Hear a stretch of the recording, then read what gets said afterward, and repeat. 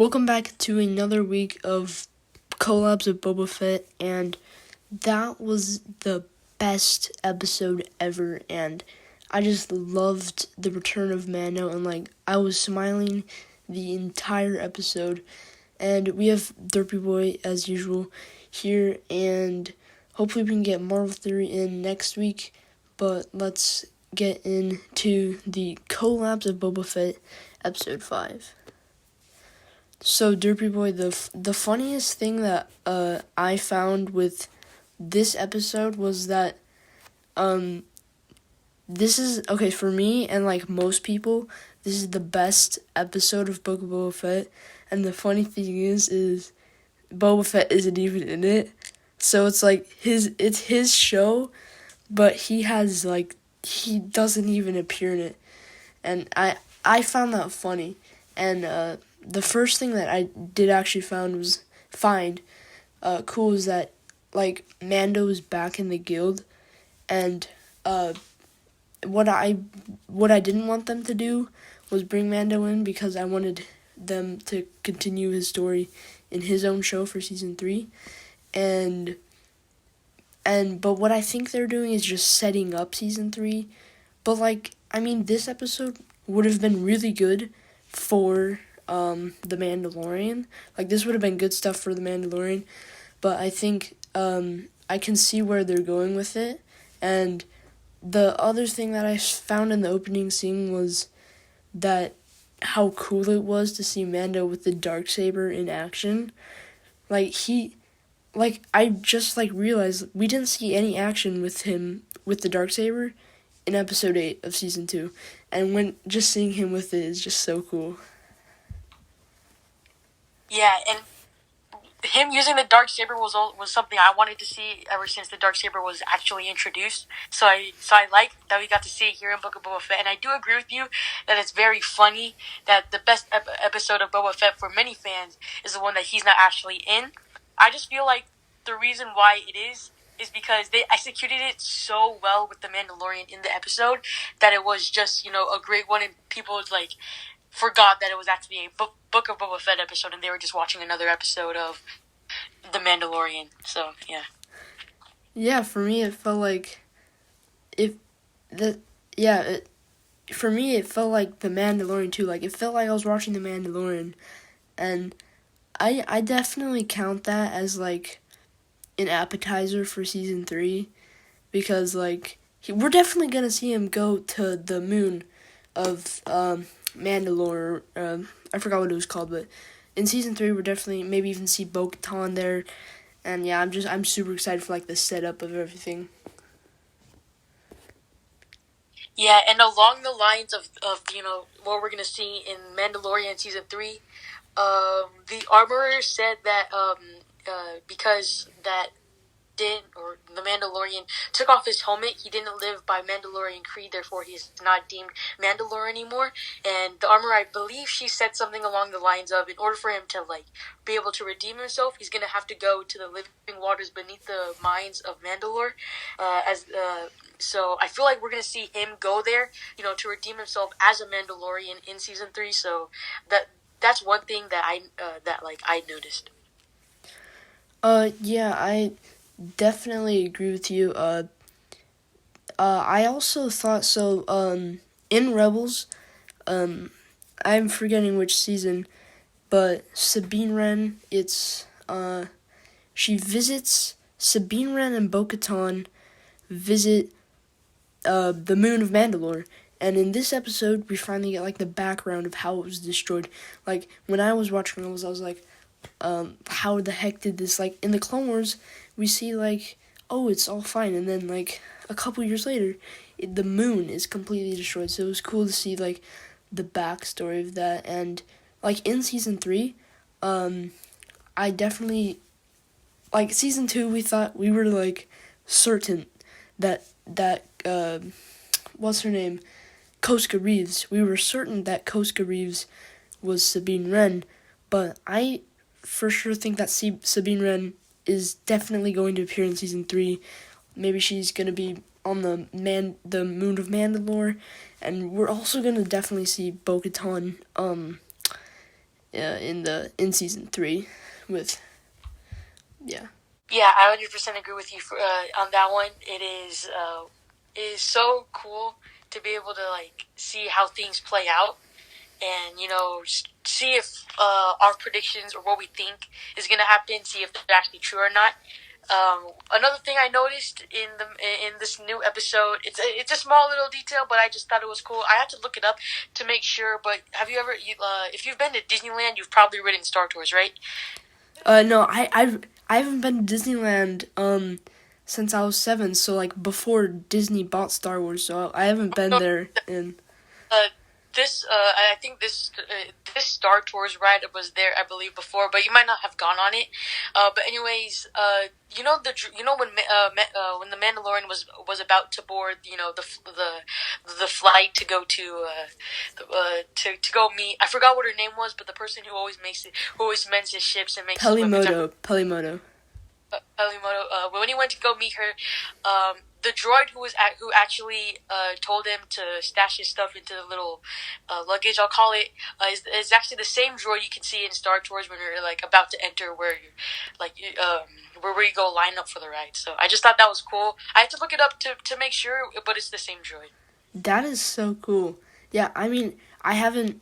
I was originally in 2020.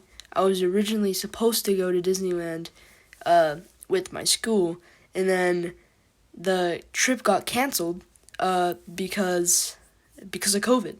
So I was super bummed because I really wanted to go on the Millennium Falcon, and so I was just super bummed to not be able to go. And like you were saying before, it's super cool to just be experiencing this, like just the Star Wars unfold, just like seeing what our predictions are, and like just see like Star Wars unfold and like Mando's adventures with his new ship especially.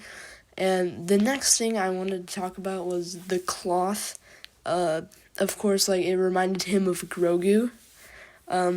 So that was super cool. And of course, we originally thought like he was going to Tatooine to see Pelimoto, but he just probably was passing through Pelimoto, and his original plan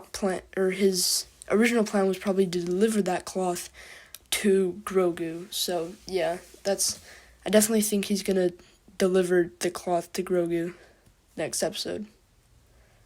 Yeah, that would be cool to see him reuniting with Grogu. Obviously, when we did Mando Mondays, that was one thing that I pointed out every single time was like his relationship with Grogu growing. So it'll be cool to see him, reunite with Grogu, see how that's gonna work out, see if Grogu actually remembers him, and that stuff going forward. I also noticed that when obviously we saw the Mandalorian training with the armorer with the Darksaber, and he still has to learn how to use it. So I want to see like if he, because he's not deemed Mandalore anymore, he won't get the help from the armorer. So I want to see who he could possibly train with, or if he's just going to train by himself, I don't know. Who he could possibly train with to help, work the Darksaber. It could be a Jedi, it could not be. I'm not sure. It could be somebody, it could be, just someone who's good with, good with wielding, like, swords and stuff, but I'm not sure. It's going to be cool to see him training with that, because once the Mandalorian uses that to his full potential, he's going to be able to wipe out almost anybody. Okay, you're true. That's true. You just brought up like a little theory that just sparked in my head. So we saw in Rebels like Kanan was teaching Sabine Wren, and with Sabine Wren, the Darksaber was heavy as well. Like she was fighting against it as well. So I think when Mando travels to the Mandalore moon, I think we could definitely see maybe Rebels, maybe Hera. Maybe we could see Hera, Sabine Wren. We could also see, Sabine Wren's the biggest, but we could also see Kanan along with Sabine Wren. That he trains with Kanan. The one something super cool that I found. Have you ever played Fallen Order? I haven't played it, but I've watched like people on YouTube play it before. All right, so he has a droid, and basically that droid is in the Mandalorian. So you know the new droid that like we first see with Pelimo, the little one that has the flashlight. That Yeah. he's Well, yeah. that BD1, and Pelimoto calls it BD. And so it could be BD1 from Fallen Order, and it could leak like Cal's story for Fallen Order 2.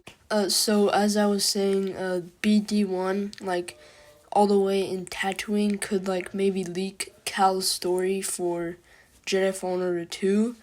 And we also got some leaks for Fallen Order, like in the Star Wars news. This week on Star Wars, they showed a few clips from Fallen Order 2, so maybe he loses BD on Tatooine, but yeah, that's a little thing I found that they're taking from Fallen Order, and maybe Fallen Order's canon or something, but they're taking that and putting it in the live action, so that's cool. Yeah, it's crazy how they're taking something from a video game and actually turning it into like, canon, or they might turn it into canon for Star Wars. One other thing that I pointed that I noticed is that the fact that Paz Vizsla is like got jealous because the Darksaber came from his ancestry, and wants to fight him for it. I thought that was really interesting. Obviously, it ended with. Does Mando still have the Darksaber or no? Yes, he does. Because he put it in his he put in like the crate thing for. Oh, yeah. So it ended in Mando actually, retaining the Darksaber, but I just thought it was pretty interesting that he would have that. Obviously, it makes sense due to his ancestry actually making the Darksaber, and him feeling like it should be his is like totally understandable. But I just thought it was interesting that he even goes back to that and says, "I want the Darksaber." Yeah, I mean, but I respect his like choice. Like, oh, my father had it, and my grandfather had it, and my great grandfather had it. So it's like kind of like an ancestor thing, and to see like an outsider, kind of like another house of Mandalore, he was jealous. So yeah, the something else I found was, so of course the Naboo starfighter from episode 1 was super cool, but we could see some hints that it could be Anakin's, because there's some like writing on the sides. So I mean, I'm gonna do more research and see like, oh, does this connect with Anakin's? Is this Anakin's? But hopefully I might make a video on it if it is indeed Anakin's. But that's super cool to see a Naboo starfighter, and the Rebels even know that, so that's cool. And also, like, with that scene in Beggar's Canyon, which is also from episode 1, in Beggar's Canyon, they pass, like, it's very just for a split instance, they pass, like, the original finish line from The Phantom Menace. You can see, like, the seats, so that was super cool to see. And I was like, I played it back, and I made sure, oh, that is so cool. Yeah, so that was cool to see the old finish line there. Yeah, when I saw when the Mandalorian was test driving his new ship, and they passed through there, I saw it and I was like, and I just like got all the flashbacks from episode 1 when Anakin was in the pod race, and it was just cool to see how much it's changed since then. Obviously, I think there were houses, or like there was like a house thing. Like I'm not sure if it was houses or like parts from like ships that have crashed in there, but I'm pretty sure it was houses along the side of the mountain.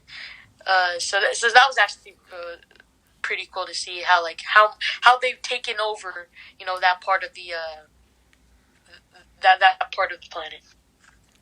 Yeah, it's just I just love them bringing back so much stuff from like the prequels and the original trilogy. Like, they're just bringing back so much stuff in these sideshows, and that's just so amazing for me.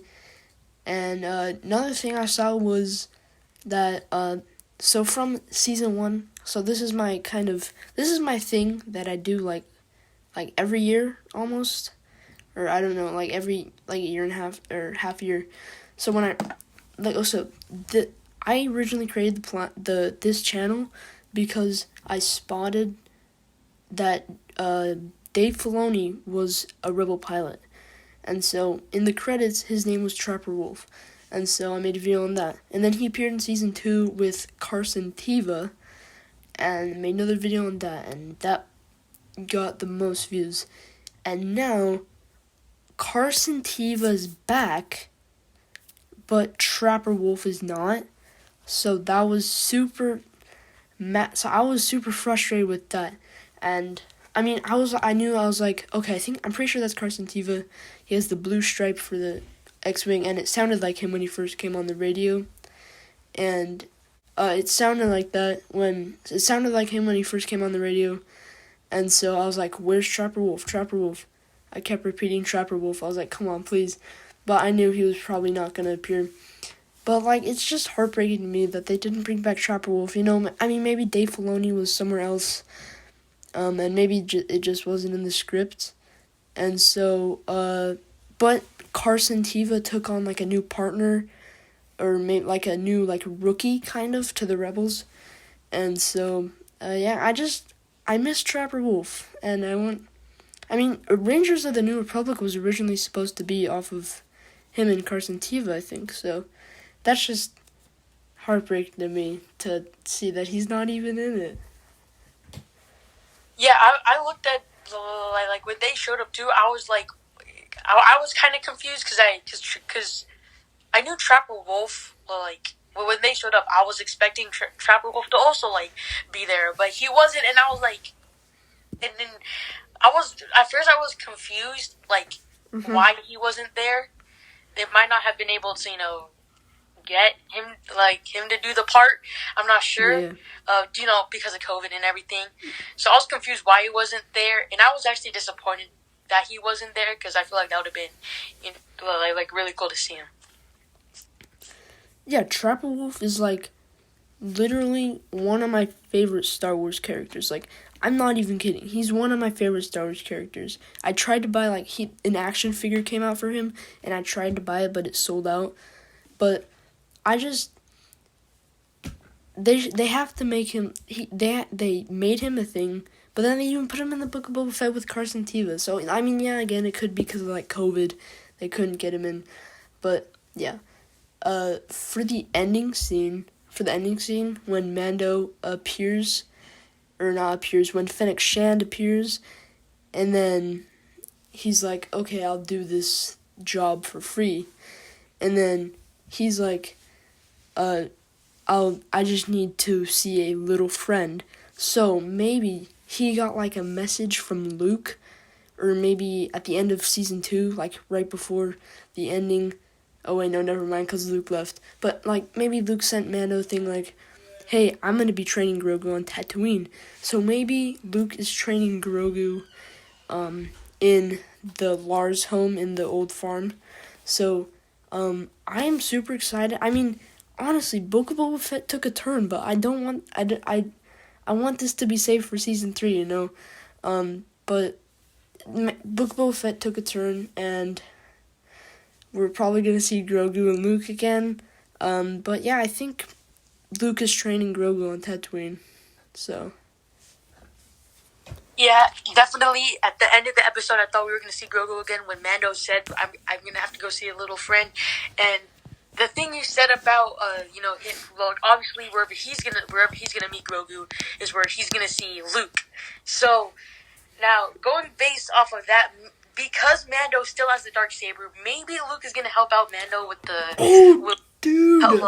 fighting with the lightsaber. Obviously, the Darksaber, it's different. It has different properties. The armorer said where she's where he's fighting against the against the saber. So obviously, he has to do more things than just practice how to wield it and how to control and how to basically maneuver it. So obviously, it's different. But if he gets that down, then it might be crazy if Luke actually helps him, with training with the Darksaber. I mean, yeah, I've said my opinion multiple times already. Okay, it was awesome. They set up Book of Boba, but I feel like they're going too deep with this. All right, you gotta save his story for season 3. Yeah, but that's my opinion on it, and my predictions that's basically my predictions.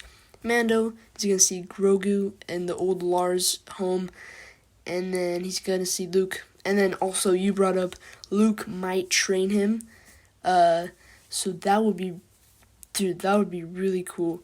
But again, I want this to be saved for season 3, which is super unfortunate that we aren't getting this saved for season 3.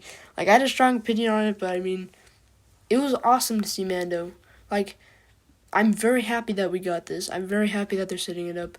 But then we get the fact that I want to save this side of the story for season 3.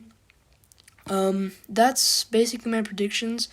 Maybe Bosk shows up. Not too sure about that though, because with the turn they've took with Mando, I'm not too sure if Bosk will actually appear. But yeah, we could also see a fight between Black Chrysanthemum. That's my predictions. Maybe episode 7's a fight with Black Chrysanthemum. Yeah, I don't really have any other predictions. I don't have any other predictions besides the Luke training with Mando one. I feel like that one might come true because he's gonna go see Grogu, so I feel like that one might come true. But at the same time, I don't think we're gonna see that yet because I'm hoping they're gonna save it for season 3, like you said. Because I'd really like to see that in Mandalorian's own season rather than in Boba Fett's own season. So besides that, I don't have any other predictions. Yep, that should wrap up episode 5. This felt like Mando Mondays. This felt really good. This episode felt really good. I was smiling the entire episode. And it's amazing to see Mando back, but then also they gotta save some of the story for his own show. That wraps up the 5th episode. And I'll see you guys next week. Oh, hold on, my mom just got home. I'll be right back, okay?